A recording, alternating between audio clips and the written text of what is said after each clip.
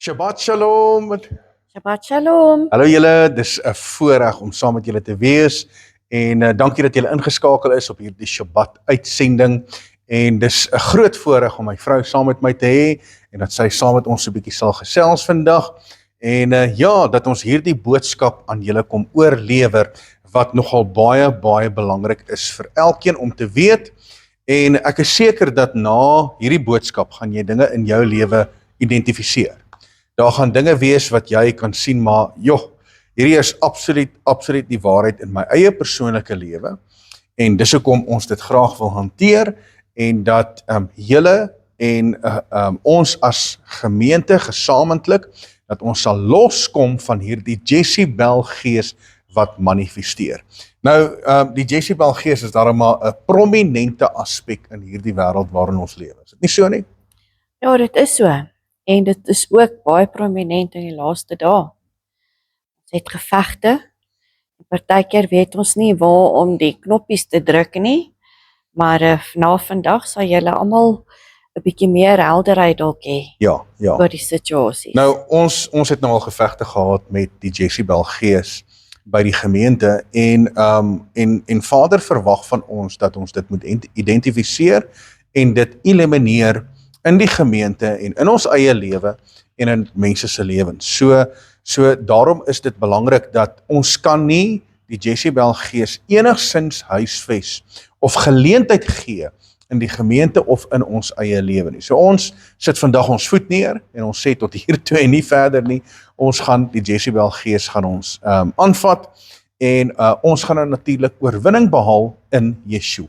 Halleluja. Absoluut. Halleluja. So, waar kom Jezebel vandaan? Wat is die oorsprong van die Jezebel gees? Nou, kom ek vat jou na die woord, want die woord gee nou natuurlik vir ons die fondasie. So die woord sê in 1 Konings 16 vers 29 tot 31. Dis die oorsprong vers. Hy sê en Agab, die seun van Omri, het oor Israel koning geword in die 38ste jaar van Asa, die koning van Judea. En Agab, die seun van Omri, het in Samaria oor Israel 22 jaar geregeer. En Agab, die seun van Omri, het gedoen wat kwaad was in die oë van Jahwe, meer as al die voorgangers. En dit was nog die minste dat hy in die sondes van Jerobeam, die seun van Nebat, gewandel het. Hy het Jezebel, nou ons praat van Jezebel, maar die woord in Afrikaans sê Isebel, maar ons maak dit bekend as die Jezebel gees, ons almal ken dit tog so. En nou sê die woord verder, hy het die Isebel, die dogter van Adbaal, die koning van die Sidoneërs, as vrou geneem en Baal gaan dien en voor hom neergebuig. So, dis die oorsprong vers, maar die gees van Jezebel manifesteer al vir 'n geruime tyd, nog voor dat die vrou Jezebel met Agab getrou het. So die gees is absoluut in werking gewees voor dit. Maar dis waar ons die naam vandaan kry, die Jezebel gees. Nou dis belangrik om hier op te let wat hier gebeur. So kyk gou wat gebeur hier. Hier praat die woord van Agab, dit openbaar wie Agab is en dat Agab gedoen het wat kwaad was in die oë van Jahwe en die sondes van sy vader gedoen het. Maar nou sê hy iets baie interessants. Hy sê dat dis nog die minste. Dis nie die grootste probleem nie. Die grootste probleem was nie dat hy kwaad gedoen het in die oë van Jahwe nie, of dat hy in die sondes van sy vader gewandel het nie. Dit was nie die grootste probleem nie. Die grootste probleem was dat hy Jezebel, die vrou, getrou het. Dit was die grootste probleem. En ons sien dit in mense se lewens, dat Jezebel kom in en saai absoluut verwoesting. Ja. Sy's baie doelgerig en as sy ingetree het, dan is dit net steelslag en verwoes.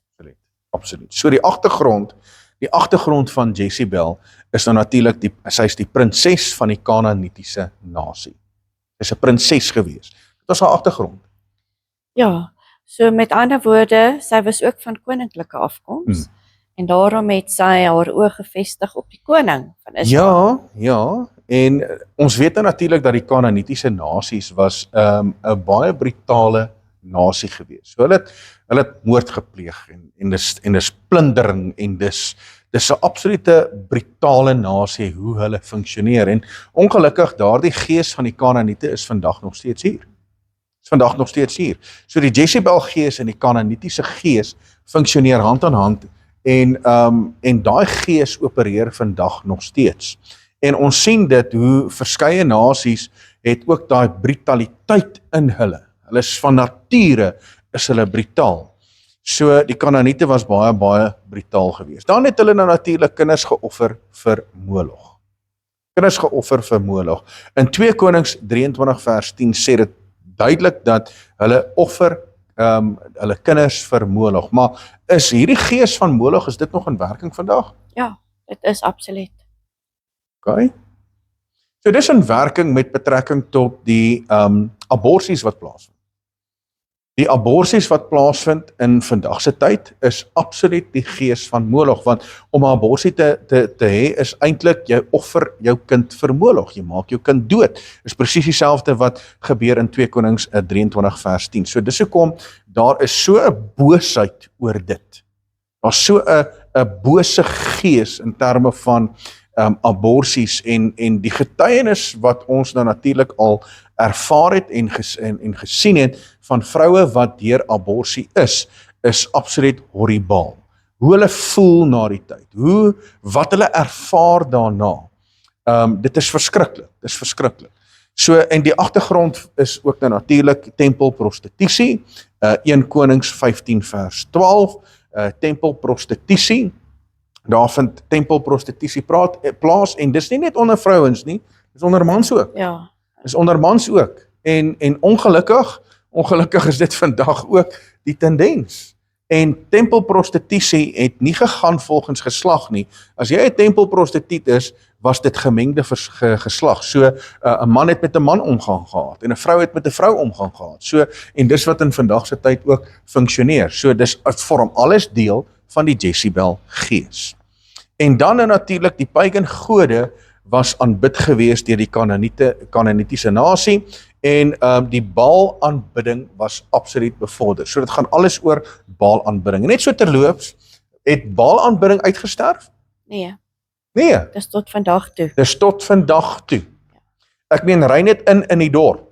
As jy inry in jou dorp, dan sal jy sien, daar is nou natuurlik 'n kerk met 'n obelisk, of daar's 'n toring en dis absoluut 'n Baal aanbidding. Dis Baal aanbidding. Daai toring en alles met betrekking tot dit gaan oor Freemasonry, dit gaan oor Baal aanbidding en daai toring wat nou natuurlik opgehef word, dit vat gesag en autoriteit oor daardie dorp. So Baal aanbidding is nou natuurlik vandag in alle aspekte is dit nog steeds en dit word bevorder. Dit word bevorder in jou sekulêre wêreld, onder jou films, musiek en al daai goede sal jy sien natuurlik dat daar is Baal aanbidding. So wat is haar doel? Wat is Jezebel se doel? Haar doel was om 'n skeiding in te bring tussen die volk en Jahwe. En haar doel was ook om alles waarvoor Jahwe staan, sy insettinge, sy verordeninge, alles wat vir hom kosbaar en belangrik is, om dit op die einde van die dag tot nul te maak. Dis Jezebel se doel. Jezebel se doel is om te verwoes en kom ons lees gou in 1 Konings 16 vers 31. Hy het Isebel, die dogter van Etbaal, die koning van die Sidoneërs, as vrou geneem. So haar doel was nou natuurlik om met Agab te trou en om deel te vorm van die koninkryk of die koninkryk van Israel, deel te wees van die koninklike gesag, om daai gesag oor te neem. Want toe sy met Agab getrou het, het sy nou natuurlik die volk geleer om Baal te dien en ook afgoderry ingebring. Alles wat Jahwe vir die volk beveel het, as ook hulle verbond met hom, wou sy uitroei en dis wat Jezebel doen. Jezebel wil die gesag van Jahwe uitroei. 1 Konings 18 vers 4 sê, want toe Isebel die profete van Jahwe uitgeroei het. So, wat is verder haar doel? Haar doel verder was om die profete dood te maak. Ja, om moord te pleeg. om moord te pleeg. So sy wil absoluut daai priesterlike heiligdom wil sy afbreek, sodat sy kan heerskappy kry en dat die Baal-aanbidding dan in volle gang kan geskied. Nou, wat is die rede dat sy die priesters doodgemaak het? Die rede is dat die priesters het altyd geprofeteer en altyd gesê, ouens, julle moet terugdraai na Jahwe. Hulle sy het die profete doodgemaak wat geprofeteer het in die naam van Jahwe, wat die volk wil teruglei na die insettinge en die verordeninge van Jahwe ons Elohim.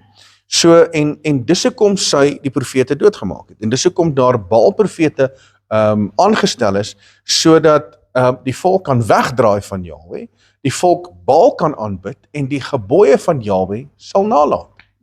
So dit is haar doel, en in vandag se tyd is daardie doel nog steeds daar. Nog steeds daar. Want die ware profete van Jahwe word stilgemaak. Die ware profete van Jahwe ervaar aanvalle van die Jezebel gees.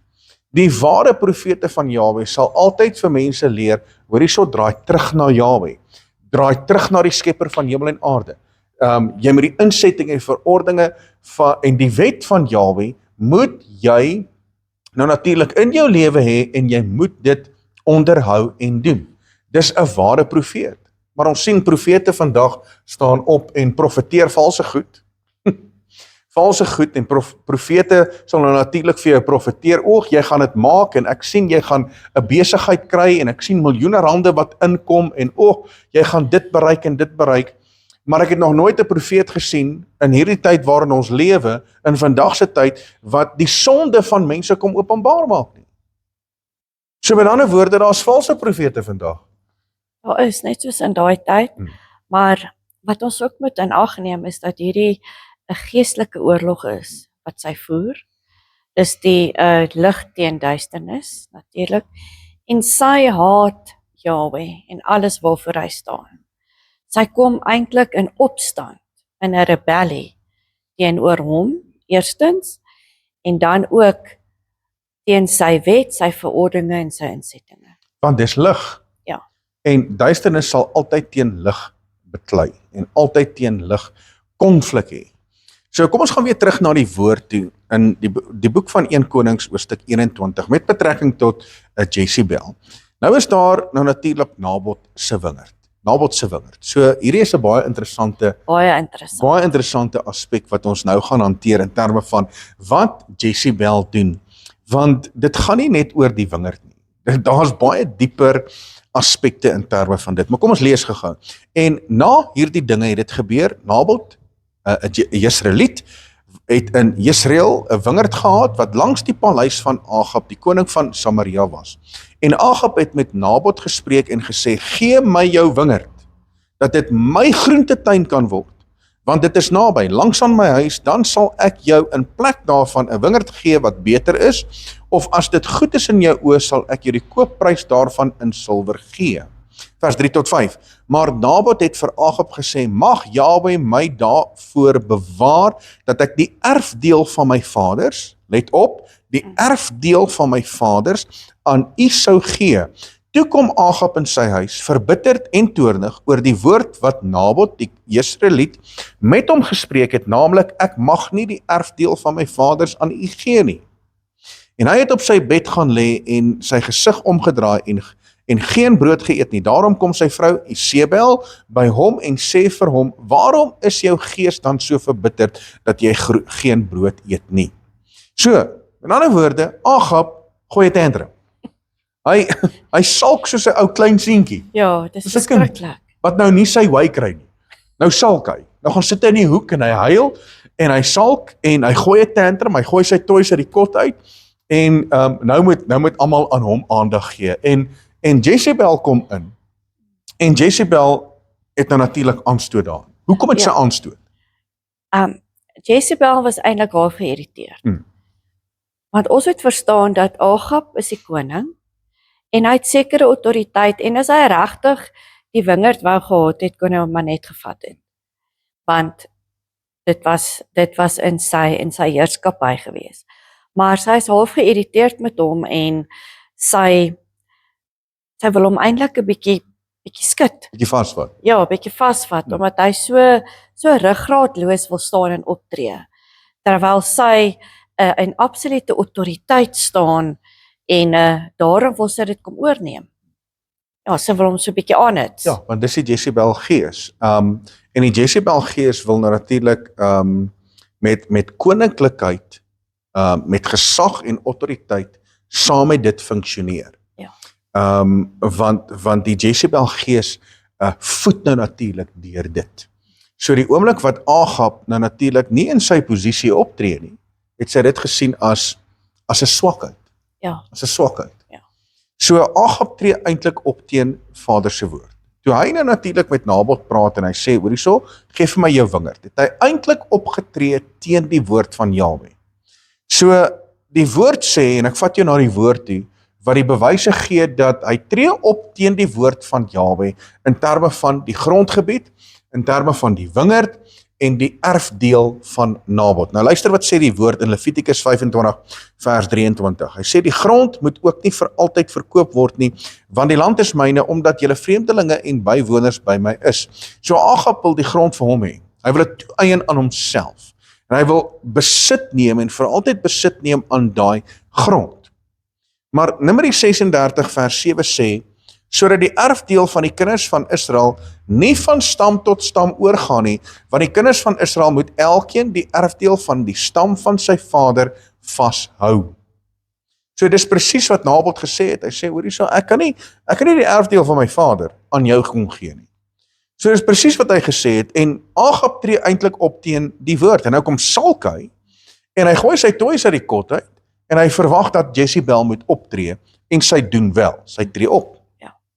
Esegiel 46 vers 18 sê, en die vors mag niks neem van die erfdeel van die volk om hulle uit hulle besitting te verdring nie. En dis wat Agab wou doen. Van sy besittings moet hy aan sy seuns as 'n erfdeel gee, sodat my volk nie verstrooi word elkeen uit sy besitting nie. So met ander woorde, Nabot se wingerd was 'n erfdeel uit sy vader, van sy vader af, en daai erfdeel sou hy nou natuurlik aan sy seuns oorgelaat. So en Agab tree op teen die woord van Jahwe. So wat doen Jezebel? Hoe tree sy op? Wat doen sy? Jezebel tree op en sy vat eintlik daai koningskap van Agab en sy voer met autoriteit uit wat sy eintlik al lankal in haar kop gehad het om te doen. Want dit is wat sy doen. So sodra sy 'n kans kry om die autoriteit oor te vat, doen sy en sy tree op met alles wat sy het en al haar gesag, haar autoriteit. ja, die gesag wat sy het met die koningskap tree sy dan op. Kyk wat Sy gebeur. sal tot moord pleeg. Yes, maar kyk wat gebeur in 1 Konings 21 vers 7 en sy het moord gepleeg. Sy het moord gepleeg. 1 Konings 21 vers 7 sê, toe sê sy vrou Jezebel vir hom, oefen jy nou die koningskap oor Israel uit? Dis 'n vraagteken. Sy vra hom, hoor hierso, as jy nou besig, jy's nou besig om te salk, jy huil, jy gooi jou toys uit die kot uit, jy soos 'n klein seentjie, is jy nou besig om die koningskap uit te oefen? En sy's geïrriteerd met hom. Sy is. En sy sê, staan op, eet jou brood en laat jou hart vrolik wees, want ek sal jou die wingerd van Nabot, die Jesraeliet, gee. So hier tree sy op. Sy sê, weet jy wat, moenie bekommerd wees nie, ek sal dit doen. Ek sal optree. En dis wat Jezebel doen. So, kyk gou hier, dit gaan nie oor die wingerd nie. Nee. Dit gaan nie net oor die wingerd nie. Bietjie dieper. Baie dieper. So kom ons openbaar gou 'n paar goed aan julle. So die wingerd word gesien as rykdom en 'n seëning van Jahwe oor Israel. En die woord kom openbaar dit Deuteronomium 28 vers 11, wanneer ons nou natuurlik die gebooie en die insettinge van Jahwe onderhou en dit doen, dan sal ons geseënd wees, ons wingerd sal geseënd wees. So daar sal 'n seën op ons wees, daar sal rykdom wees. En Psalm 107 vers 37 tot 38 praat ook daarvan dat ons sal geseënd wees en ons sal 'n rykdom en 'n erfdeel hê met betrekking tot die seën van Jahwe. So dit gaan nie net oor die wingerd nie. Dit gaan oor die seën en die rykdom wat Vader aan ons kom gee. Verder gaan dit oor grondgebied. Absoluut. Dit gaan oor grondgebied. Want grondgebied vir die vyand is belangrik en grondgebied vir Jahwe is belangrik. Want ons het te maak met die geestesrealm. En die geestesrealm bo ons is heeltyd besig om grondgebied in besit te neem. En waar daar mense in waarheid en opregtheid staan, neem jy grondgebied in besit. Kyk soos Josua. Vader verklaar dit aan Josua. Hy sê, Josua, waar jy ook al jou voet neersit, daai grondgebied gee ek vir jou in besitting. En hy sê, daar's nog baie grondgebied wat in besit moet neem. So Josua, jy moet optree. So ons is in die geestesrealm heeltyd besig om grondgebied in te neem, en want dit gaan oor die koninkryk van Jahwe. Die grondgebied gaan oor die koninkryk van Jahwe. En Johannes 15 vers 1 kom sê dit vir ons dat Vader is die landbouer, Yeshua is die ware wynstok en ons is nou natuurlik die lote. So dit gaan oor grondgebied. Die Kanaaniete was baie territoriaal. Weereens grondgebied. Hulle was territoriaal. Die oomblik wanneer jy in hulle grondgebied inkom en hulle territorie, dan tree hulle op en dan funksioneer hulle. So in hulle grondgebied, wat nou natuurlik waar hulle territoriaal in besit neem, is daar iets wat heers oor die grondgebied. Daar moet 'n heerskappy wees. Dis hoekom Jezebel saam met Agab in heerskappy is. Sy het nie sommer maar net enigiemand gevat nie, sy het 'n koninklike gevat, want dit gaan oor heerskappy, dit gaan oor gesag en autoriteit. So wie heers oor die grondgebied? En die Kanaaniete wil altyd hê dat die Baal, hulle afgod, hulle 'n hoofafgod Baal, moet beheer vat oor die grondgebied. Jabes bid nou natuurlik, Jabes se gebed praat spesifiek oor grondgebied, en hy bid, hy sê, Vader, mag my grondgebied vermeerder word. So die grondgebied van die Kanaaniete word aan Israel beloof deur Jahwe, en hy sê, daar mag nie enige vermenging plaasvind met die ander nasies nie. So hy sê, hy beloof, hy sê, ouens, ek lei julle na die beloofde land, die land van die Kanaaniete, om dit in besit te neem. Ek gee dit aan julle. En wat gebeur hier? Hier kom, deur Jezebel, word die grondgebied wat Israel het, wat die beloofde land is, wat hulle natuurlik gekry het uit die Kanaaniete, wat hulle met 'n banvloek moes getref het, wat hulle moes uitroei, wat hulle die Baal-aanbidding moes uitroei. Wat gebeur nou? Nou word daai grondgebied weer teruggeneem deur die Kanaanitiese nasie en deur die afgoderry van Baal. En Baal heers oor die grondgebied. En hulle kry dit eintlik so maklik, want dit word eintlik vir hulle gegee. Ja. En ja, sodat Baal daaroor kan heers en hulle heeltemal seggenskap kan kry. Maar dit gebeur vandag ook. Dit gebeur vandag ook. Hoe ons optree en hoe ons funksioneer, gee ons op 'n daaglikse basis ons grondgebied weg. Ja. En die vyand ontneem ons van ons gesag, ons autoriteit en ons heerskappy. So die posisie word ontneem van heerskappy, gesag en autoriteit.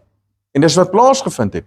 Die posisie van daai heerskappy word ontneem, en dis wat Jezebel doen op 'n daaglikse basis. Sy wil die gesag en die autoriteit en die heerskappy van die ware manne en vroue van God wil sy ontneem en sy wil manifesteer.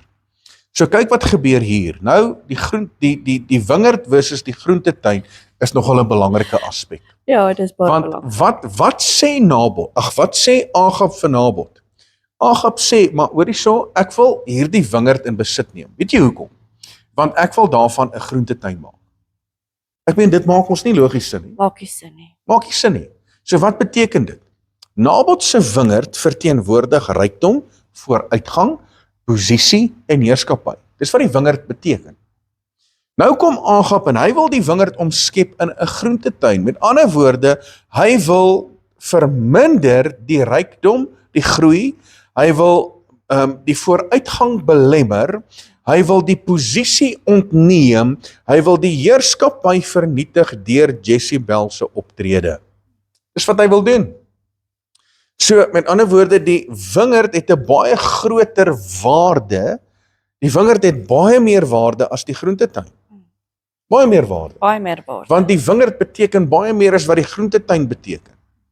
En as jy dit nou vat in die geestelike konteks, en ja, ons sien dalk as 'n groentetuin vandag dalk belangrik, want jy kan voeding ontvang daarmee. Maar in terme van wat Jezebel hier doen, en wat hier gebeur, daar is soveel meer waarde in die wingerd, as wat daar is in die groentetuin.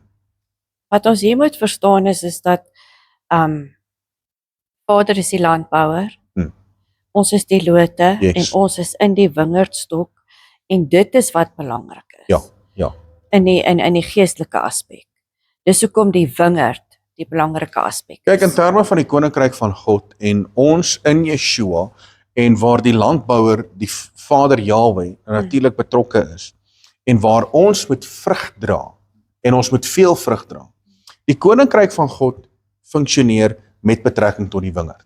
Ja. En daar is soveel skrif, en daar is soveel verwysings na die wynstok en die wingerd, en in terme van die koninkryk van God. Daar is geen woord of gesag in die woord in terme van die groentetuin, Nee, dat ons soos 'n groentetuin is. dis net kos. Dis net cool. So die waarde daarvan moet ons vandag besef. So wat doen Jezebel? Hoe tree sy op? Kom ek vat jy weer terug na die woord, 1 Konings 21 vers 18 tot 20. En die woord sê, daarop het sy briewe in die naam van Agab geskrywe. So met ander woorde, sy tree op volgens Agab, sy tree op soos die koninklike nou natuurlik sal optree. Sy tree op, Valse voorwendsels. valse voorwendsels. Geskrywe met die seël, dit verseël en die brief gestuur aan die oudstes en die edeles wat in sy stad was, wat by Nabot gewoon het, en in die briewe het sy dit geskrywe, roep 'n vasdag uit, en sit Nabot vooraan onder die volk, en sit 2 manne, deegniete teenoor hom, wat teen hom getuig, en sê, jy het Elohim en die koning gevloek, lei hom dan uit en stene hom, dat hy sterwe. So, hierdie is belangrik wat ek nou gehighlight het. Wat ek gehighlight het is, roep 'n vasdag uit. Sy sê, roep 'n vasdag uit. So, hoe tree sy op? Okay, kom ons kyk nou. Eers het sy die grondgebied gevat. Ja, Toe het sy die posisie gevat. So nou is sy besig om onder 'n geestelike vaandel haar opdragte wil uitvoer met roep 'n vasdag uit. ja. Want roep 'n vasdag uit is religion. Ja. Gaan oor godsdiens. Dit kom onder die dekmantel van godsdiens. Maar dit kom ook onder die dekmantel wat Israel gewoond is aan. Ja. Dis nie iets vreemds. Dit is nie iets vreemds nie, want Jahwe het baie keer al gesê in sy woord, hoor hierso, julle moet repent, julle moet vas. Roep 'n vasdag uit. So dis bekend daarmee. Ja. So dis 'n geestelike religious aspek onder 'n voorwendsel van godsdiens. En dis hoekom dit aanvaarbaar sal wees. Ja. Maar dis presies hoe Jezebel vandag ook manifesteer. Ja. Jezebel manifesteer, haar werke is onder religion, onder godsdiens. So kom ons gaan openbaar gou haar werke onder religion. Maar dis nie die enigste plek waar sy manifesteer. Nee. Dis nie die enigste plek nie. Maar ons wil dit juis gou vir jou openbaar in terme van godsdiens, want dit is een van die hoofaspekte waar sy manifesteer. Dis ook die gevaarlikste. Dis die gevaarlikste, dis die mees gevaarlikste. Veral vir die gelowige. Ja, want ons is geneig om te assosieer met ons godsdiens en wat vir ons bekend is. Ja. En dan kan ons baie maklik in 'n struik trap Absoluut. met hierdie Jezebel. Absoluut. So wat doen Jezebel? Haar werke onder religion, jy het dit nou genoem my lief, mees gevaarlikste weergawe van die Jezebel gees. Sy kruip weg agter skrif. Ja, Kruip weg agter skrif. kyk, In sy ander woorde, ken haar skrif. sy gebruik die skrif. Ja, Sy sy gebruik ken die skrif. dit. Gebruik die skrif en voorskrifte van Jahwe nou natuurlik as 'n wapen. Ja, sy As 'n wapen. Gebruik skuldgevoel saam met wettisisme om te manipuleer, te ontwaardig en te beheer. Nou, wettisisme, kom ek praat net gou daaroor. Wettisisme is nie wanneer ons die wet, die insettinge en die verordeninge van Jahwe onderhou nie. Dis nie wettisisme nie. Nou natuurlik jou algemene gemeente sal sê omdat ons nou natuurlik die Shabbat onderhou en die feeste doen en ons onderhou sy wet, sy insettinge en sy verordeninge, nee, ons is nou wetties. Ja. Ons is wetties. En ons val onder wettisisme. Dis nie wat wettisisme is nie. Wettisisme is mensgemaakte reëls en regulasies. So met ander woorde, in 'n gemeente, dan word dit streng onder reëls en wetgewing van die kerkraad of die gemeente word nou onder dit geplaas. Jy moet nou dit en jy mag nie dit nie en jy mag nie dit nie en is alles mensgemaakte reëls en regulasies. Dis wettisisme. Wettisisme het nie te maak met die feit dat ons Jahwe se woord gehoorsaam en onderhou nie. Dis nie wettisisme nie. Alright, so met betrekking tot dit, manipuleer sy ontwaardig en sy neem beheer. Nou kyk gou hier, sy gebruik die skrif sonder konteks. En hoeveel keer gebeur dit nie? Ja. Gebruik die skrif sonder konteks en wat ons baie belangrik ag in ons bediening is om die konteks deur te gee, om die woord op die regte wyse deur te gee.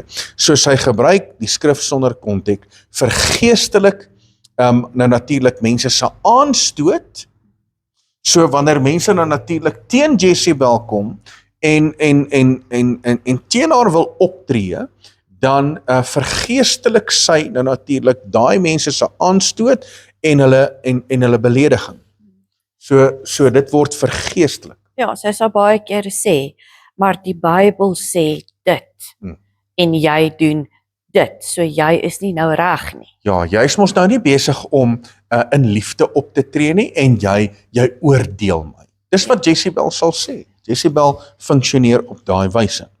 So Jezebel manipuleer en onderdruk deur spraak van vergifnis om jou weer onderdanig te maak. So wat belangrik is hier is Jezebel gees gebruik mense. Ons moet dit vandag weet.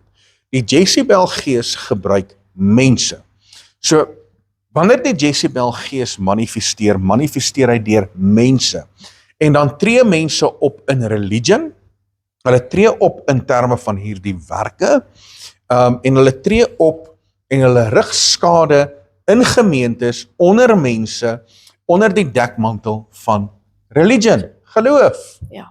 En dis die mees gevaarlikste, want mense het direk te maak met die Jezebel gees wat deur mense manifesteer. En dan kry hulle seer. Hulle kry skade onder die dekmantel van geloof en dan sê hulle, weet jy wat, ek gaan nooit weer na 'n gemeente toe nie. Ek gaan nooit weer by 'n samekoms by mekaar kom nie, want mense het my seer gemaak, mense het my teleurgestel en ek het seer gekry in die kerk. En baie mense draai weg van Jahwe af, van die lewende God af, juis omdat hulle seer gekry het onder die dekmantel van geloof. Is so.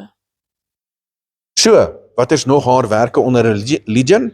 Maak aantuigings van geen liefde, ongoddelikheid, trots, rebellie en uitlynheid met die woord. So wanneer jy nou natuurlik Jezebel aanvat, wanneer daar 'n Jezebel gees is, sal 'n persoon wat deur die Jezebel gees nou natuurlik manifesteer, sal nou natuurlik sê, ja, maar julle tree op sonder liefde, en sal aantuigings maak, nee, hierdie mense is goddelose mense, en hulle is trotsaards, en hulle het rebellie in hulle lewe, en hulle is buite die lyn van die woord, hulle tree buite die woord op. Ja, en gewoonlik sal sy sin speel op, dis nou die mense vir wie ek opgekyk het, wat nou so teen die woord optree. Ja. Alright, Jezebel is ook nie bereid om die waarheid te sien nie, en ook nie bereid om te onderhandel nie, weens die wonde wat in so 'n persoon is. Die wonde wat so 'n persoon dra. Nou, daar sekere sielswonde wat in ons sielsarea kan wees, en dis vreesverwerping en skuldgevoel, en daar is baie karaktereienskappe in terme van dit, en daai sielswonde, wanneer dit in volle gang is in mense se lewens, kan 'n oop deur gee vir die Jezebel gees om te manifesteer. Gee 'n opening. So dis hoekom dit belangrik is om gees, siel en liggaam gesond te wees en skoon te wees voor Vader. Dis belangrik. Alright, so Jezebel vir my persoonlike verantwoordelikheid.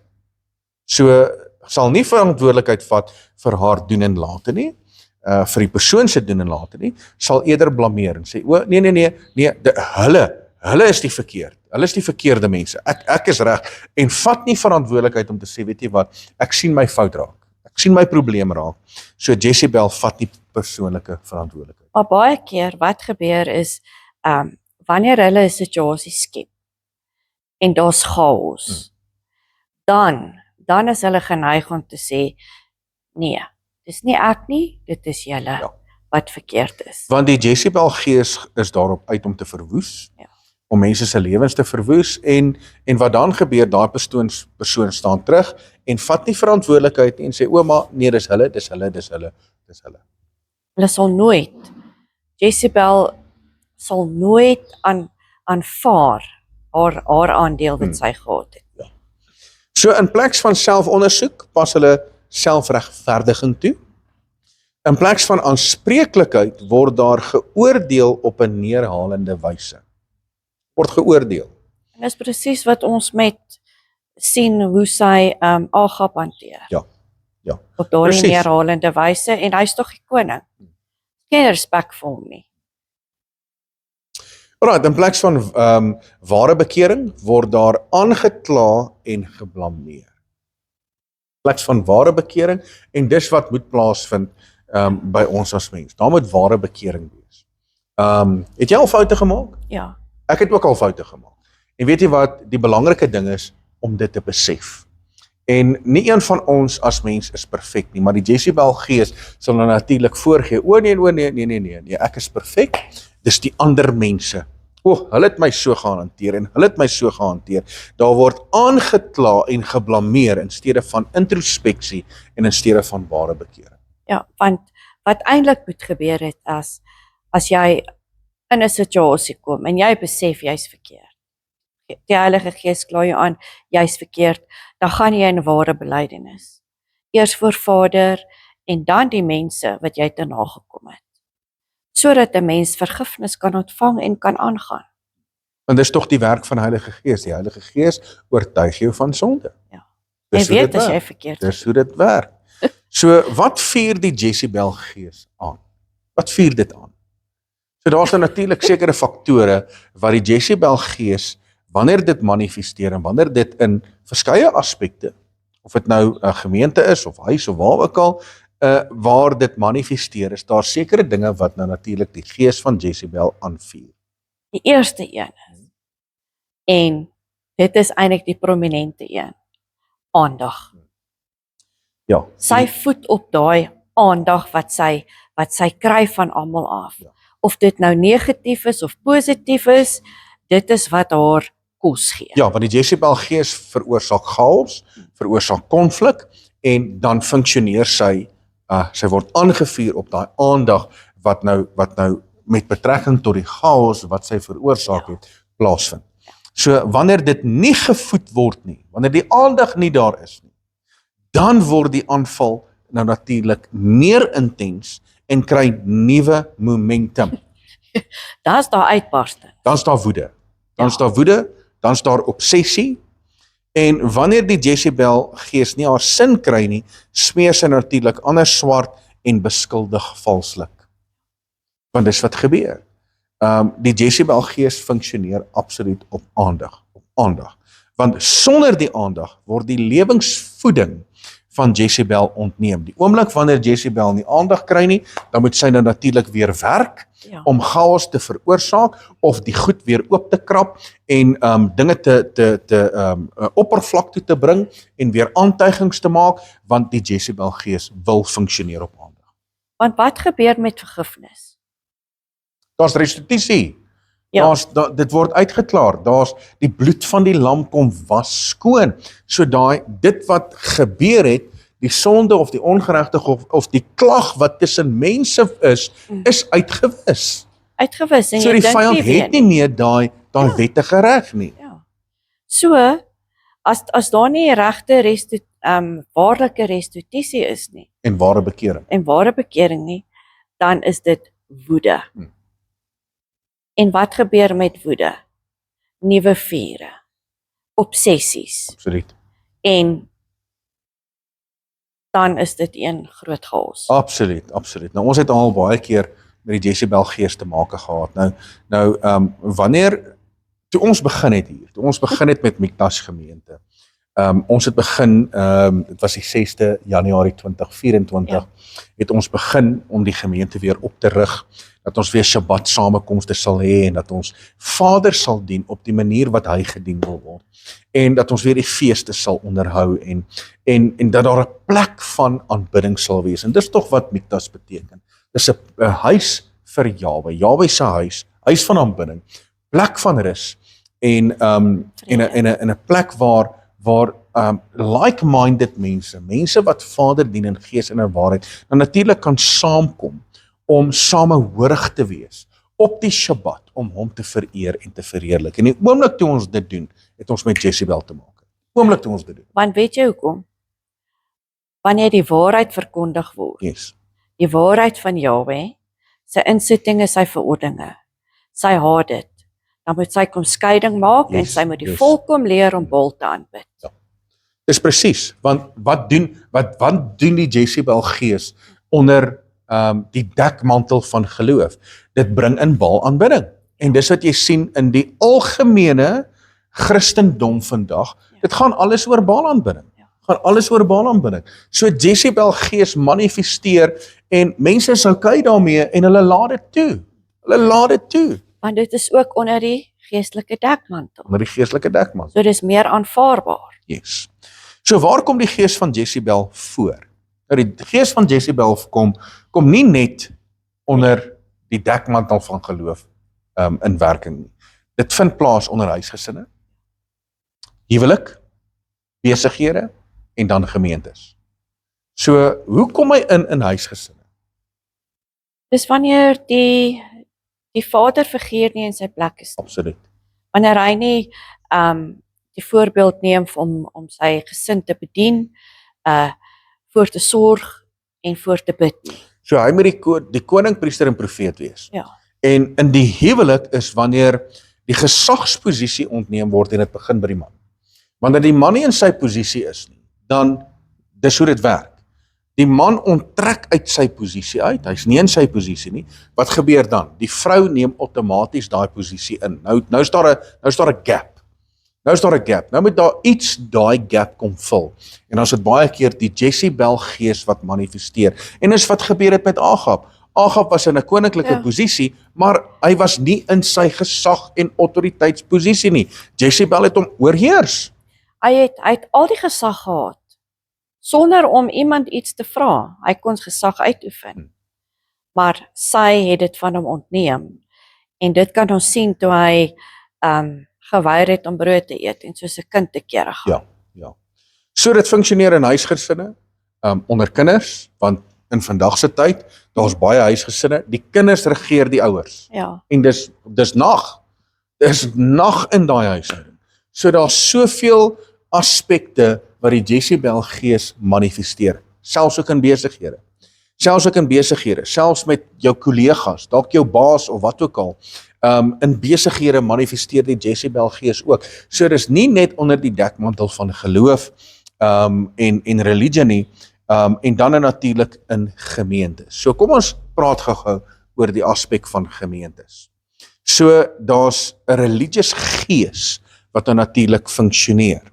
So die Jezebel gees kom teen die ware autoriteit van Jahwe.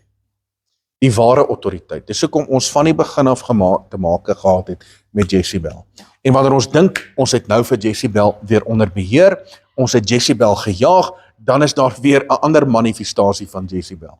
So ons het heeltyd met dit te maak. Net wanneer ons dink, okay, ons is nou okay, nou kan ons weer fokus, kom Jezebel in en Jezebel gebruik mense, gewillige kanale en dan moet ons as herders onmiddellik optree om te sê, weet jy wat, ons identifiseer dit, kom ons kry dit onder beheer, ons bind dit, ons kry die werke van Jezebel uit, voordat Jezebel skade rig. En dis belangrik, want Jezebel is daarop uit om skade te verrig, om teen die ware autoriteit van Jahwe op te staan. Jezebel gees ondermyn die leierskap wat funksioneer in ware autoriteit. So die oomblik wanneer daar ware leiers is, Oomblik wanneer daar ware autoriteit en leiers in die gemeente is wat staan op die woord van God, gaan Jezebel daarteen opstaan.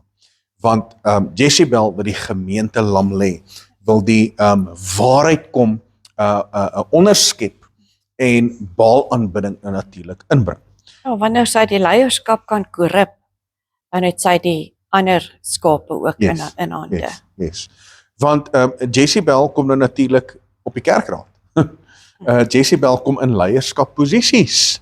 En die oomblik wanneer die Jezebel gees in daai posisies is, dan het hy direkte toegang tot die leierskap en die autoriteit van Yahweh, veral ook teen die herderspaar.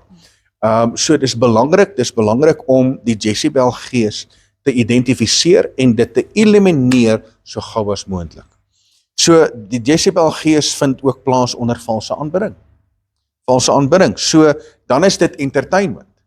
Want dis waaroor dit moet gaan. Dit moet gaan oor entertainment, want dan word die krag van God word ontneem.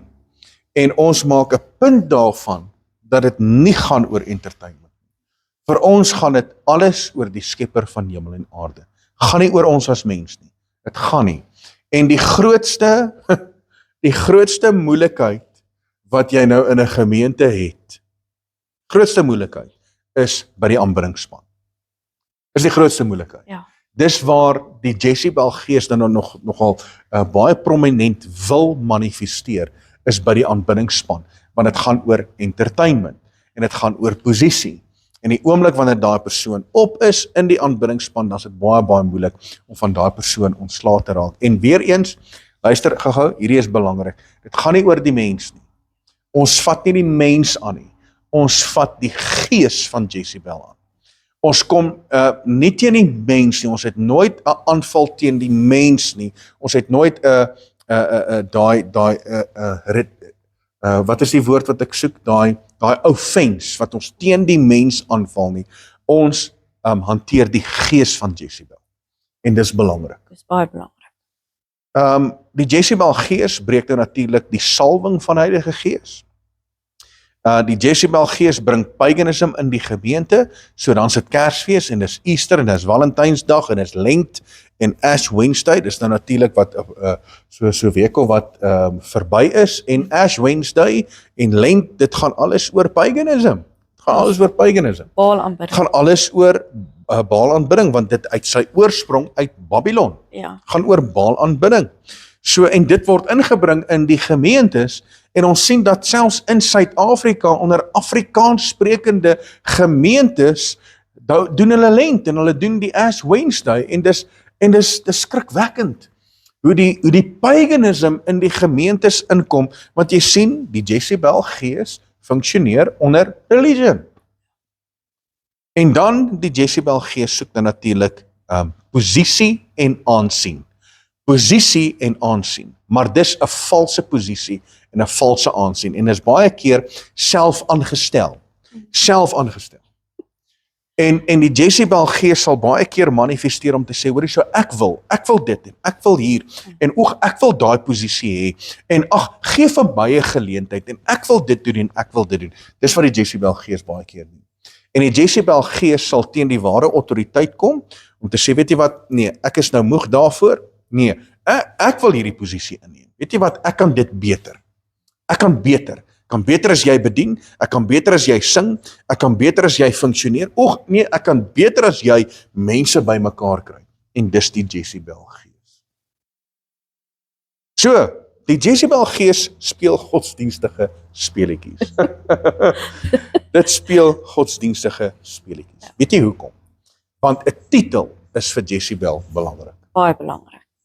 Dis altyd die hoogste een, soos met Jezebel en Agab, koninklik is, en dit is waaruit hulle autoriteit kry, om te funksioneer wat hulle wil doen. Ja, ongelukkig het ek direk daarmee te maak gehad, al baie keer. Dan kom mense en hulle het 'n titel, en daai titel gaan nou natuurlik na hulle kop toe, want dis die Jezebel gees. En dan stel mense hulle self voor. Ja, ek is professor so en so, Och, ek het soveel jare se ondervinding in dit, en och, ek ken die woord, ek is professor so en so, dan dink ek regtig, wat het geword van die nederigheid? Wat het geword van die diensbaarheid in die koninkryk van God? So, 'n titel is vir Jezebel natuurlik belangrik. Jezebel skuil vir ware belydenis. In ander woorde, daar vind nie bekering plaas nie, daar vind nie ware bekering plaas en ware belydenis plaas nie. Maak dikwels daarop aanspraak dat sy direk van Jahwe gehoor het en noem haarself 'n profeet. Ek het 'n probleem daarmee. Ja. So, ons is baie versigtig om te sê dat so spreek Jahwe. Ons is baie versigtig. Want die woord sê vir ons baie duidelik dat daar's profete wat profeteer en sê, so spreek Jahwe, en Jahwe het niks gesê nie. Ons is baie versigtig. Ons is baie versigtig om net 'n woord te gee, omdat ons 'n woord wil gee. Daar moet werklik waar 'n inspirasie wees deur Heilige Gees. En ons moet werklik waar gelei wees. En daar moet werklik waar 'n gees van profesie wees, voordat 'n mens kan sê, maar hoor hierso, so spreek Jahwe. So ons is baie versigtig daarmee. En mense sal baie maklik sê, hoor hierso, ek het vir jou 'n woord, ek het vir jou 'n woord. Ek het gehoor by die Here, en ek het hierdie woord vir jou.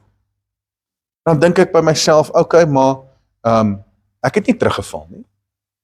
So, Vader kan met my ook praat. Vader kan vir my ook 'n woord gee. So ek is baie versigtig met dit. Maar daar moet werklik waar inspirasie wees. Daar moet werklik waar daai verhouding wees. Daar is 'n handjievol mense wat ek na sal luister, wat vir my dalk sal sê, Rian, ek het 'n woord vir jou. Ek het iets ontvang van Vader, wat ek net vir jou met jou wil deel. Daar's 'n handjievol mense wat ek sal sê, weet jy wat, dis reg. So ek is baie versigtig vir dit, ek is versigtig om dit te doen ook.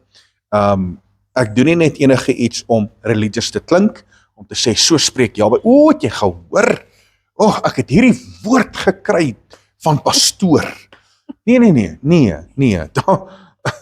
Dis die Jezebel gees wat so manifesteer. Ek het ook al te veel mense gesien wat se lewens verwoes is as gevolg daarvan. Ja. 'n valse religious uitspraak. Want mense ontvang 'n woord van iemand af, en hy hardloop met daai woord. Ek het 'n woord ontvang. En dan hardloop mense met daai woord, en glo 100%, dit is die woord van Jahwe. Hardloop met dit, en daai persoon se lewe is verwoes. Hulle het dinge aangepak, hulle het dinge gedoen, op daai woord wat vir hulle gegee is. En vandag is daai mense se lewens verwoes. En hulle draai weg van Vader, want hoor jy sommer, Vader het dan gepraat. En nou het dit nie deurgekom nie, so nou blameer ek Vader. Ja, niks werk uit nie. Ja, niks werk uit nie. Want jy sien, dit kom deur 'n valse gees, dis nou natuurlik die Jezebel gees. Jezebel soek nou natuurlik 'n gunstige sitplek in die gemeente. En dit praat van posisie. Jezebel dien Jahwe eintlik net wanneer dit gerieflik is, of as 'n manier om 'n verhouding op te rig en beheer te verkry. Ander woorde, kom in die gemeente, maak asof dit Jahwe dien, kry nou natuurlik iemand, kry beheer, bou verhoudings in die gemeente, en dis die volgende punt, hy soek bondgenote in die gemeente. Daai bondgenote is nou natuurlik kamerabendes. Dis kliks, dis kamerabendes. So daai bondgenote is om mense aan jou sy te kry, en dan kan daar baie maklik dinge gebeur, en daar kan geskinder word, en mense kan uitgewerk word uit die gemeente, en selfs pastore word uit 'n gemeente uitgewerk. Ja, en daai bondgenote is net vir hulle tot hulle voordeel. Wanneer die voordeel verby is, dan is dit ook nou maar opgebreek. Ja, dis hartseer. Dis baie hartseer. Ek weet van soveel pastore wat deur die Jezebel gees vandag seer gekry het, as gevolg van mense in die gemeente, op hulle kerkraad, wat agter hulle rug gaan, wat hulle in die rug steek, wat hulle uitwerk, juis oor die Jezebel gees vrylik daar manifesteer. So, die Jezebel gees wys onverbiddelik probleme in die gemeente en onder die leiers uit. En dis wat die Jezebel gees doen. Wys die probleme uit. Nee, jy moenie soen toe gaan nie, want daar's hierdie probleem en daai probleem en hierdie probleem. En daai pastoor, nee, hy weet nie waarvan hy praat nie. Wys die probleme uit onder die leiers en onder die gemeente. En die gewildste een is, nee, ons doen dit so. Ons is so geleer. Ons is so geleer. Ons doen dit al vir 20 jaar so, hoor. Ons doen dit so. Nee, hy's nou verkeerd. Jezebel gees dring aan op erkenning, manipuleer of verontagsaam geheel en al manlike leierskap in die gemeente. Ek kry 'n oproep so klompie maande terug, kry ek 'n oproep van 'n persoon en hierdie persoon sê vir my, hoor hierso pastoor, ek wil gou met jou praat. Ek is by hierdie gemeente en ek gaan saam met my vrou en ek stap by die gemeente in en ek is nou al daar vir 'n geruime tyd en nou staan 'n vroue pastoor en luister gou, daar's niks daarmee verkeerd vir vroue om deel te vorm van die bedieningsveld nie. Niks daarmee verkeerd nie. Maar nou sê hy, hier is hierdie vrou in die vroue pastoor. En nou klim sy op die platform en sy is die pastoor van die gemeente. Sy's nie getroud nie. Sy is die pastoor van die gemeente. En die oomblik wanneer sy begin die woord bedien, dan is sy opstand. Hy voel kwaad en sy het hom niks gedoen nie. Sê ek, okay, kan ek vir die rede gee daarvoor? Die rede is die Jezebel gees. Want die woord is baie duidelik. Vrou in die gemeente mag nie gesag uitoefen oor 'n man nie. So dis een ding om saam die woord te bedien. En is een ding, en my vrou het 'n vroue bediening. Sy bedien vroue. My vrou sal nooit alleen 'n man bedien nie. Dis nie hoe dit werk nie. Dis nie die gesagsorde van Jahwe nie.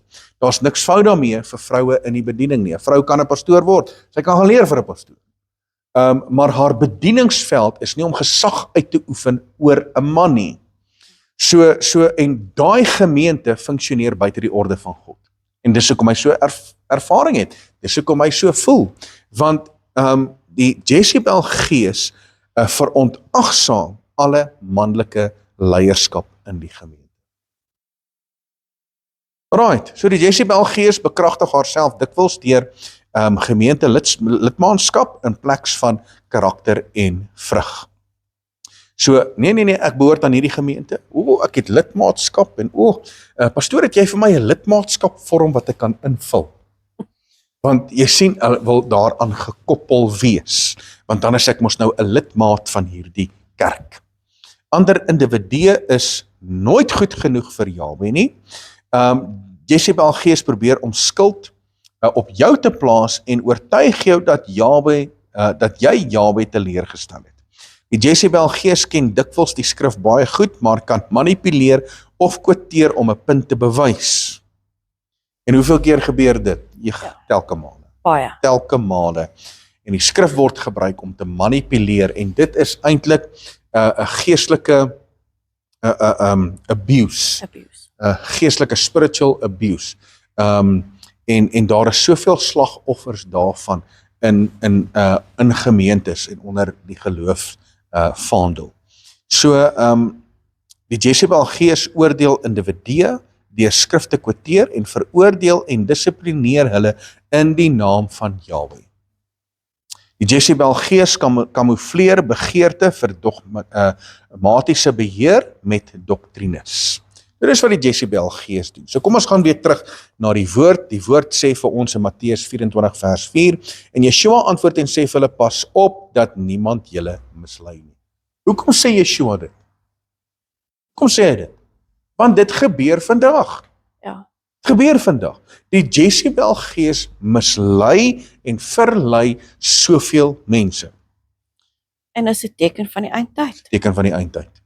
En nou kom maar 'n baie belangrike skrif, Efesiërs 6 vers 12. Ons ken hierdie skrif en hierdie skrif gebruik ons in terme van geestelike oorlogvoering, want onthou, ons val nooit die mens aan nie. Ons kom nie teen die mens nie, ons kom teen die entiteit, teen die gees van Jezebel. Want ons worstelstryd is nie teen vlees en bloed nie, maar teen die owerhede, teen die magte, teen die wêreldheersers van duisternis van hierdie eeu, teen die bose geeste in die lig. En hier kom daar ook 'n baie belangrike skrif uit die boek van Openbaring, 2 vers 20, maar ek het enkele dinge teen jou, dat jy die vrou Jezebel, wat haarself 'n profetes noem, toelaat om te leer en my diensknegte te verlei om te horeer en afgodsoffers te eet. So hier kom Jezebel in onder 'n valse voorwendsel. Jezebel is besig om mense te mislei en te verlei, om nou natuurlik te horeer. Wat beteken daai horeer? Agter afgodery aan te loop. 'n Valse leerstelling. En dis wat plaasvind. So, Yeshua praat en hy sê vir die gemeente van Thyatira. Hy sê, ouens, julle is besig met dit. Julle laat toe dat die Jezebel gees onder julle manifesteer. Ek het dit teen julle. Julle moet ontslaa raak van hierdie Jezebel gees. So, die Jezebel gees mag nie geduld word nie. Hoekom nie? Hoekom mag die Jezebel gees nie geduld word nie? Die Jezebel gees manifesteer in die gemeente en saai verwoesting. Saai verwoesting. Daarom sit ons voet neer en ons trek 'n streep in die sand en ons sê tot hier toe en nie verder nie. So die Jezebel gees mag nie geduld word in jou huishouding nie. Mag nie geduld word in jou huwelik nie. Mag nie geduld word in jou besigheid of waar jy werk nie. Jy moet beheer vat daaroor en dit mag nie geduld word in jou gemeente nie. So, kom ek vat jy weer terug na die boek van 2 Konings met betrekking tot Jezebel. En hier sê die woord in 2 Konings 9 vers 22. En net toe Joram Jehu sien, sê hy, is dit vrede, Jehu? Maar hy antwoord, wat? Vrede, solank as die hoerery van jou moeder Jezebel en haar towery so baie is. En hier tree Jehu op. En hy sê, weet jy wat? Klaar. Dan. Jezebel mag nie geduld word nie. Die gees van Jezebel mag nie geduld word nie. En hy sê, ek kom nie in vrede nie. Solank as wat hierdie hoerery van jou moeder en haar towery aanhou, kom ek nie in vrede nie. 2 Konings 9 vers 33 en hy sê, gooi haar af. En hulle het uit haar afgegooi, sodat van haar bloed teen die muur en teen die perde gespat het en hy het haar vertrap. So hier word Jezebel doodgemaak. En sy kry nie 'n kans om begrawe te word nie. Wat bly oor? Die honde eet haar. En wat bly oor? Die kop, die voete en die hande. En hoekom gebeur dit? Hoekom is daar 3 gedeeltes wat oorbly? Why? Dit vat jou terug na die land van die Filistyne waar die ark van die verbond by die Filistyne gestaan het. En hulle die ark gesteel. En hy staan in die afgodstempel van Dagon. En na die 3de keer wat Dagon omgeval het, die 3de keer toe hy omval, toe breek hy in 3 stukke. En dis dan natuurlik die kop, die hande en die voete van Jezebel. So daar bly niks van haar oor nie. En natuurlik Dagon was 'n Kanaanitiese afgod.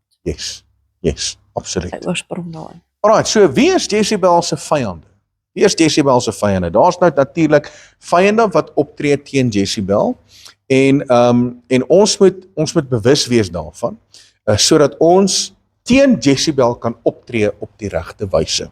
So Jezebel se vyande is haar ware vyand is die gesproke woord van Elohim.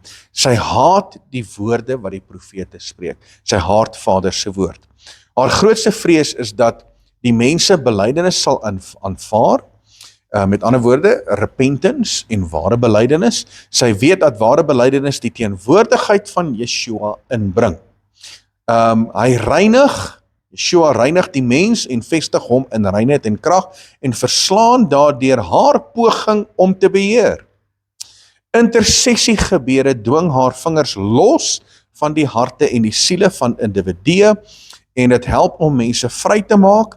Dit bind haar, dit slaan haar met krepelheid en die uiterste haat teen Jahwe self.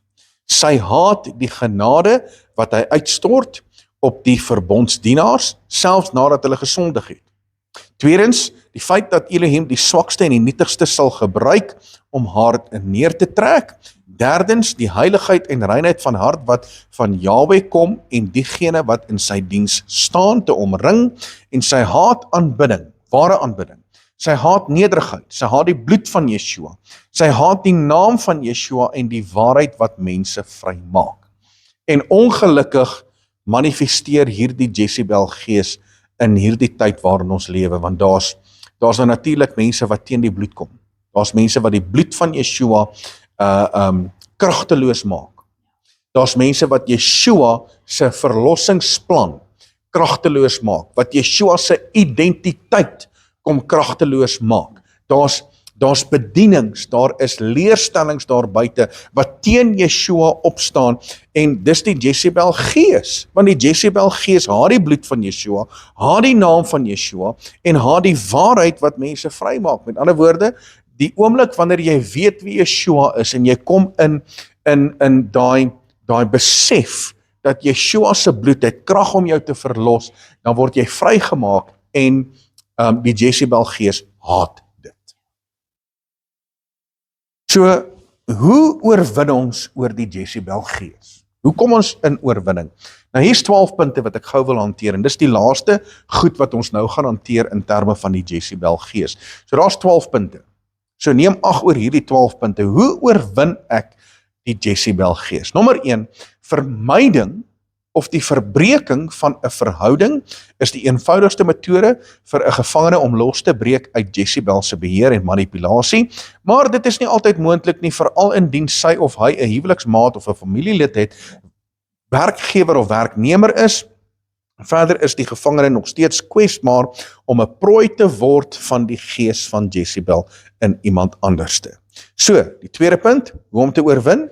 'n beter offensief is om Jezebel se taktiek te onderskei en te ken, en dit dan in wysheid en in stilte te sy stap. Dit frustreer en verwar Jezebel. Indien dit dikwels genoeg gebeur, sal die persoon wat opereer onder die gees jou opgee, of sy mag besef dat daar is iets verkeerd. En daardeur kan daar 'n geleentheid vir bevryding kom. In ander woorde, die aandag word ontneem. Die oomblik wanneer die aandag ontneem word, dan sterf Jezebel 'n stille dood. Derdens, staan sterk en moenie vir Jezebel verdra nie. Sy mag nie geduld word nie. Jy onderwerp of kompromeer op enige manier nie. Moenie toelaat dat sy haar kloue in jou kry nie. Hou jou posisie, maar betoon die liefde van Messia Yeshua soos hy jou lei. Vierdens, om Jezebel te oorwin vereis ywer en hardnekkigheid, wees militant in jou geloof. Nommer 5, jy moet geestelik goed toegerus wees, ontwikkel 'n dieper gebedslewe en intimiteit met Yeshua. Soek daarna om Jahwe te ken op 'n dieper manier, nader tot Elohim en hy sal tot julle nader. Dis 'n beginsel in sy woord. Sestens, onderwerp julle aan Elohim en wees gehoorsaam aan sy woord. Moenie slegs 'n hoorder van sy woord wees nie, maar word 'n dader. 7. Reinig jou hande en suiwer jou hart, want die woord sê, wie mag klim op die berg van Jahwe? Hy wat suiwer van hart is, skoon van hande, suiwer van hart is. So soek bevryding, sorg en berading soos dit nodig is. Nommer 8, raadpleeg Jahwe vir jou unieke identiteit en diens in Yeshua. Jou spesifieke bestemming in die werke wat vooraf voorberei is, sodat jy daarin kan wandel, volgens Efesiërs 2 vers 10. Nommer 9, bepaal en behou goddelike orde in die gesin. Eer die man as die hoof en manne moet hulle vroue lief hê, koester en dien. Nommer 10, respekteer goddelike orde in die gemeente. Bid vir die leiers, dien soos Jahwe jou lei. Nommer 11, weerstaan die Agab en die Jezebel gees en hulle sal op vlug slaan. Volgens Jakobus 4 vers 7 tot 8. En die 12de een, laaste een, hou vas aan die hoof, meester Yeshua ons Messias. Volgens Kolossense 2 vers 19. Halleluja. So dit is die 12 punte, want die 12 punte bring jy nou natuurlik in 'n posisie van gesag en autoriteit en heerskappy. Want 12 is die numeriese waarde vir die koninkryk en die heerskappy en die gesag van Jahwe. So ons wil saam met jou bid. Ons wil graag saam met jou bid en ek glo en vertrou dat hierdie boodskap wat jy nou natuurlik gehoor het en gesien het en die slideshow wat ons vir jou aanbied, dat dit iets beteken het in jou lewe en dat jy sekere dinge kan identifiseer in jou lewe. Ek is seker dat daar sekere aspekte is waar jy kan sien waar die Jezebel gees manifesteer. So ons wil jou lei in 'n geestelike oorlogsgebed, want geestelike oorlogvoering is belangrik. Is baie belangrik. So daar moet aktiewe geestelike oorlogvoering wees in jou lewe, sodat jy kan loskom van enige gees of entiteit wat in jou lewe wil manifesteer, dat jy kan skoonkom voor Vader. So geestelike oorlogvoering is uiters belangrik. So ons wil jou lei in 'n geestelike oorlogsvoeringsgebed. So terwyl ons bid, wil ek hê dat jy moet saamstem. Stem saam in alle aspekte in hierdie gebed. Werk saam met ons. Want wanneer jy saamwerk en jy stem saam en jy bid saam, dan kom daar bevryding vir jou persoonlik. So ons gaan jou lei in hierdie gebed en ons wil graag hê, wees aktief en bid hierdie saam met ons. As jy gereed is, net daar waar jy is, kom ons bid saam. Vader, in die naam van ons Meester Yeshua, kom ons na U toe. Halleluja, en ons besef dat U is ons krag, ons hulp en ons sterkte. Daar is geen ander gesag behalwe Yeshua, ons verlosser en saligmaker nie, want U het aan hom gegee. Jahwe ons Elohim het aan Yeshua gegee om 'n naam te hê bo alle name. En aan U behoort al die krag en die autoriteit en gesag. Die koninkryke in die hemel, op die aarde en onder die aarde behoort aan U. En ons kom nou in daardie gesag en ons spreek nou aan die Jezebel gees in die geestesriem en ons verklaar dat daardie koorde van okkultisme en magte, dat dit nou gebreek sal word in die naam van Meester Yeshua.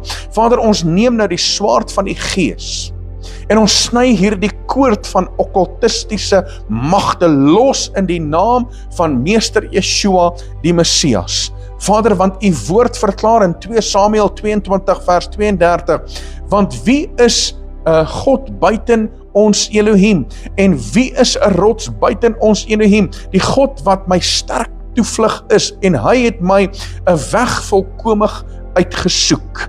Vader, ons kom nou en ons spreek nou die Jezebel gees aan in die geestesriem en ons verklaar dat hierdie koord van kompromie wat die Jezebel kom instel teen ons, dat dit nou gebreek sal word in die naam van Meester Yeshua. Vader, ons neem die swaard van die gees en ons sny hierdie koord van kompromie los in die naam van Yeshua, want daar staan geskrywe in Handelinge 24 vers 14, julle het al hierdie kwaad gedoen, maar wyk nie van Jahwe af nie en dien Jahwe met julle hart. Vader, die woord sê in Matteus 22 vers 37, dat ons moet Jahwe dien en ons moet hom lief hê met ons hele hart, ons hele siel en met al ons verstand. En daarom, Vader, spreek ons nou hierdie Jezebel gees aan in die geestesriem en verklaar dat elke koord van immoraliteit, van afgoderry, dat dit nou gebreek sal word in die naam van ons Meester Yeshua. Vader, ons neem nou die swaard van die gees en ons sny hierdie koord van immoraliteit los in die naam van Meester Yeshua, want daar staan geskrywe in Openbaring 19 vers 7, laat ons bly wees en ons verheug en aan hom heerlikheid gee, want die bruilof van die lam het gekom en sy vrou het haar gereed gemaak. Vader, ons maak ons gereed om skoon te wees, die reine bruid in gereedheid vir die koms van Yeshua. Vader, ons spreek nou aan die Jezebel gees in die geestesriem en ons verklaar dat die koord van dominering, intimidering en manipulasie, dat dit nou gebreek sal word in die naam van Yeshua. Ons neem nou die swaard van die gees en ons sny hierdie koord van dominering, intimidering en manipulasie los in die naam van Meester Yeshua, want daar staan geskrywe in U woord in Johannes 10 vers 2, maar hy wat by die deur ingaan is 'n herder van die skape. Vir hom maak die deurwagter oop en die skape luister na sy stem. Hy roep sy eie skape en hulle naam in hulle naam en hy lei hulle uit, en wanneer hy sy eie skape ingebring het, loop hy voor hulle uit en die skape volg hom omdat hulle sy stem ken. Vader, dankie dat ons nou die stem van Yeshua hoor en dat ons weet, U is ons herder en ons is die skape wat U sal volg. Vader, ons spreek nou in die naam van Meester Yeshua, spreek ons die Jezebel gees aan in die geestesrealm en ons verklaar dat hier die koord van vals godsdienst gebreek sal word. Vader, ons neem die swaard van die gees en ons sny hier die koord van vals godsdienstigheid los in die naam van Messia Yeshua. Vader, want daar staan geskrywe in die woord in Johannes 4 vers 24 dat Elohim is gees en die wat hom aanbid moet hom in gees en waarheid aanbid. Vader, in die naam van Meester Yeshua verklaar ons nou 'n egskeiding met die gees van Jezebel, 'n kansellasie van alle aanbidding soos ooit ontvang het deur my of deur my voorgeslag. Vader, ons vernietig nou enige en alle verbonde met haar, wat met haar gemaak is. Ons verloon die Agab gees en in autoriteit en die naam van ons Meester Yeshua neem ons nou hierdie setel in myself in besit en ons oorhandig dit aan die koninkryk van Elohim. Vader, in die naam van ons Meester Yeshua vra ons dat U die vloeke sal breek wat as gevolg van Jezebel in ons lewe dalk moontlik sal manifesteer. Vader, ons breek hierdie aktiwiteite en ons breek hierdie vloeke in die naam van Meester Yeshua. Ons breek die vloek met pyn en lyding. Ons breek elke vloek met neergedruktheid. Ons breek elke vloek van uiterste oordeel. Vader, ons breek die vloek van dood oor ons lewe. Ons breek die vloek van vernedering en naaktheid. Ons breek die vloek van slawerny. Ons breek die vloek van homoseksualiteit en lesbianisme. Vader, ons breek die vloek van kanker en gewasse en siekte oor ons lewe. Vader, ons breek die vloek van egskeiding. Ons breek die vloek van vroulike oorheersing en ons breek ook die vloek van manlike oorheersing. Ons breek elke vloek van twyfel en onstabiliteit. Elke bloedskande vloek word nou gebreek. Elke vloek van lastering, elke vloek van verlies van kinders, elke vloek van verlies van huweliksmaat en die vloeke van rampe en boosheid word nou gebreek in die naam van Yeshua. Ons breek die vloek van heksery in die heilige naam van Yeshua, ons verlosser en saligmaker. En Vader, ons breek hierdie vloeke. En dit sal nie langer manifesteer in ons nageslag nie en ons verander dit in 'n seën in die naam van Meester Yeshua. Vader, ons breek en ons bind en ons werp die gees van die dogter van Jezebel uit ons lewe uit. Vader, ek spreek vernietiging oor die altare waar Jezebel aanbidding ontvang het in my lewe en ons rig 'n altaar daarop op voor Yahweh ons Elohim. Vader, want daar staan geskrywe in 2 Samuel 24 vers 25 en hy het net daar 'n altaar vir Yahweh gebou en brandoffers en maaltydoffers gebring.